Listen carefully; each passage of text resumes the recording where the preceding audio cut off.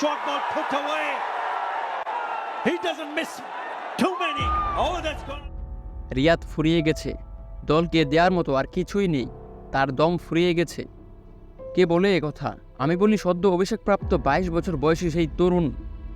রিয়াদ বুড়ো হলেও ফুরিয়ে যায়নি। যখনই সুযোগ পায় নিজের যোগ্যতার প্রমাণ দেয়।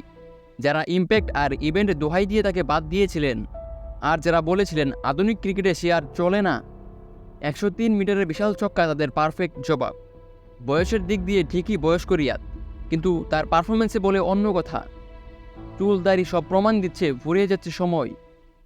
এই বয়সে 103 মিটারের বিশাল ছক্কা যে মারতে পারে, তাকে কোন দিক দিয়ে আপনার বয়স্ক মনে হয়?